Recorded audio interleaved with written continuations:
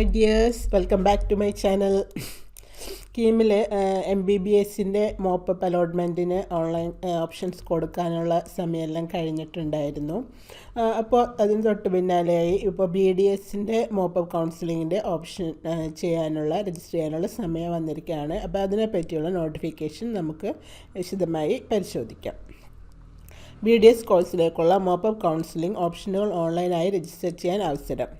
2020-21 അധ്യയന വർഷത്തെ 2 ഘട്ട കേന്ദ്രീകൃത അലോട്ട്മെൻറ്റിന് ശേഷം 2 അലോട്ട്മെൻറ്റ് കഴിഞ്ഞല്ലോ.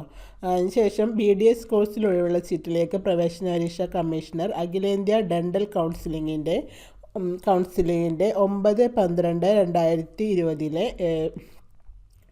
D22/16/2020 നമ്പർ വിജ്ഞാപന പ്രകാരം 2 ഘട്ടമായി മോപ്പപ്പ് കൗൺസിലിംഗ് 2 സ്റ്റേജായിട്ടാണെന്ന് പറഞ്ഞിട്ടുണ്ട്. COVID-19 പ്രത്യേക പശ്ചാത്തലത്തിൽ മോപ്പപ്പ് കൗൺസിലിംഗ് ഓൺലൈനായിട്ടാണ് നടക്കുകയെന്നും പറഞ്ഞിട്ടുണ്ട്. പ്രവേശന പരീക്ഷാ കമ്മീഷണർ പ്രസിദ്ധീകരിച്ച കേരള സ്റ്റേറ്റ് മെഡിക്കൽ റാങ്ക് ലിസ്റ്റിൽ ഉൾപ്പെട്ടിട്ടുള്ള എല്ലാ വിദ്യാർത്ഥികൾക്കും കേരള മെഡിക്കൽ റാങ്ക് ലിസ്റ്റിൽ ഉൾപ്പെട്ടിട്ടുള്ള എല്ലാ വിദ്യാർത്ഥികൾക്കും 17-ാം തീയതി മുതൽ 20-ാം തീയതി ഉച്ചയ്ക്ക് 1 മണി വരെ ഓൺലൈനായി ഓപ്ഷനുകൾ രജിസ്റ്റർ ചെയ്യാവുന്നതാണ്. അപ്പോൾ ഓപ്ഷൻ രജിസ്റ്റർ ചെയ്യേണ്ട ടൈം ഓൾറെഡി സ്റ്റാർട്ട് ചെയ്ത് കഴിഞ്ഞു. 20-ാം തീയതി ഉച്ചയ്ക്ക് 1 മണി വരെയാണ് സമയം. പ്രവേശന പരീക്ഷാ കമ്മീഷണറുടെ മുൻ അലോട്ട്മെൻറ്റ് പ്രകാരം MBBS കോഴ്സിന് പ്രവേശനം നേടിയവരെയും സർക്കാർ ഡെൻ്റൽ കോളേജുകൾ BDS കോഴ്സിന് പ്രവേശനം നേടിയവരെയും മോപ്പപ്പ് കൗൺസിലിങ്ങിൽ പരിഗണിക്കുന്നതല്ല. ഓൾറെഡി അപ്പോൾ ആർക്കൊക്കെയാണ് പറ്റാത്തതെന്ന് പറഞ്ഞിട്ടുണ്ട്. MBBSന് മുമ്പ് അലോട്ട്മെൻറ്റ് നേടിയവരെയും അതേപോലെ ഗവൺമെൻറ് BDS കോഴ്സിന് പ്രവേശനം നേടിയവരെയും മോപ്പപ്പ് കൗൺസിലിംഗ് പരിഗണിക്കില്ല. ഇനി പ്രവേശന പരീക്ഷാ കമ്മീഷണർ 20/12/2020 പ്രസിദ്ധീകരിക്കുന്ന അലോട്ട്മെൻറ്റ് പ്രകാരം MBBS കോഴ്സിന് മോപ്പപ്പ് അലോട്ട്മെൻറ്റ് ലഭിക്കുന്ന വിദ്യാർത്ഥികളുടെ ഓൺലൈൻ ഓപ്ഷനുകളും മോപ്പപ്പ് കൗൺസിലിങ്ങിൽ പരിഗണിക്കുന്നതല്ല. അപ്പോൾ 20-ാം തീയതി MBBSൻ്റെ മോപ്പപ്പിൻ്റെ ഇത് പ്രസിദ്ധീകരിക്കുമല്ലോ, അതിൽ അലോട്ട്മെൻറ്റ് ലഭിക്കുന്ന വിദ്യാർത്ഥികളുടെ ഓപ്ഷനുകളും ഈ മോപ്പപ്പിൽ പരിഗണിക്കില്ല, BDSൻ്റെ മോപ്പപ്പിൽ. അതുപോലെ അഖിലേന്ത്യാ കൗൺസിലിങ്ങിലൂടെ പ്രവേശനം നേടിയ വിദ്യാർത്ഥികളെയും ഓൺലൈൻ മോപ്പപ്പിൽ പരിഗണിക്കുന്നില്ല. അത് MBBSനും അങ്ങനെ തന്നെയായിരുന്നു.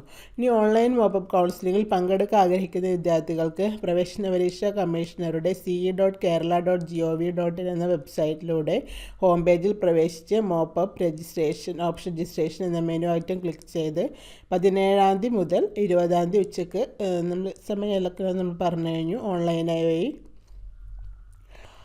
രജിസ്റ്റർ ചെയ്യാവുന്നതാണ്. 20-ാം തീയതി 1 മണി വരെ ലഭിക്കുന്ന ഓപ്ഷനുകളുടെ അടിസ്ഥാനത്തിൽ BDS കോഴ്സിൻ്റെ ആദ്യഘട്ട ഓൺലൈൻ മോപ്പപ്പ് അലോട്ട്മെൻറ്റ് 22-ാം തീയതി ആയിരിക്കും പ്രസിദ്ധീകരിക്കാമെന്നും പറഞ്ഞിട്ടുണ്ട്. മോപ്പപ്പ് അലോട്ട്മെൻറ്റ് ലഭിക്കുന്ന വിദ്യാർത്ഥികൾ അലോട്ട്മെൻറ്റ് മെമ്മോയിൽ രേഖപ്പെടുത്തിയിട്ടുള്ള ഫീസോ ബാക്കി തുക അതെന്താണെന്ന് വെച്ചാൽ അതോ 23 മുതൽ 28 വൈകിട്ട് 4 മണി വരെയുള്ള തീയതികളിൽ ഓൺലൈൻ പേയ്മെൻറ്റ് മുഖാന്തിരമോ കേരളത്തിലെ ഏതെങ്കിലും ഹെഡ് പോസ്റ്റ് ഓഫീസ് മുഖാന്തിരമോ എടുക്കേണ്ടതാണ്.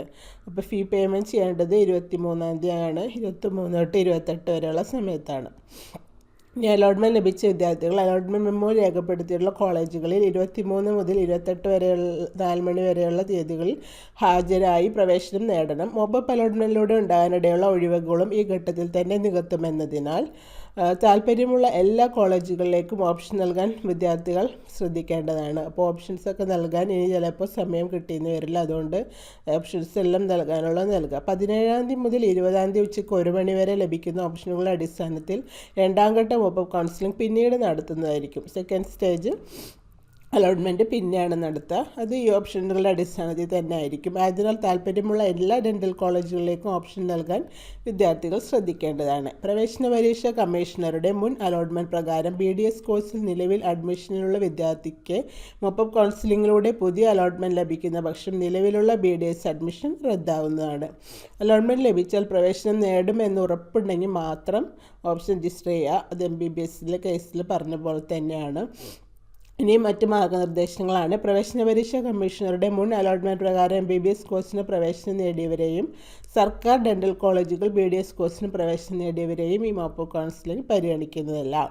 ഇനി പ്രവേശന പരീക്ഷാ കമ്മീഷണർ 20-ാം തീയതി പ്രസിദ്ധീകരിക്കുന്ന അലോട്ട്മെൻറ്റ് പ്രകാരം MBBS കോഴ്സിന് മോപ്പപ്പ് അലോട്ട്മെൻറ്റ് ലഭിക്കുന്ന വിദ്യാർത്ഥികളുടെ ഓൺലൈൻ ഓപ്ഷനുകൾ പരിഗണിക്കുന്നില്ല. നമ്മൾ കണ്ടു തന്നെയാണ്. അഖിലേന്ത്യാ കൗൺസിലിങ്ങിലൂടെ പ്രവേശനം നേടിയ പരിഗണിക്കില്ല. ഒരു സർക്കാർ ഡെൻ്റൽ കോളേജിൽ BDS കോഴ്സിന് പ്രവേശനം നേടിയിരിക്കുന്ന വിദ്യാർത്ഥിക്ക് മറ്റൊരു സർക്കാർ ഡെൻ്റൽ കോളേജിലേക്ക് മാറ്റാൻ അനുവദിക്കില്ല. അതേപോലെ ഒരു പ്രൈവറ്റ് ഡെൻ്റൽ കോളേജിൽ BDS കോഴ്സിന് പ്രവേശനം നേടിയ വിദ്യാർത്ഥിക്ക് മറ്റൊരു പ്രൈവറ്റ് കോളേജിലേക്കും മാറ്റാൻ അനുവദിക്കില്ല.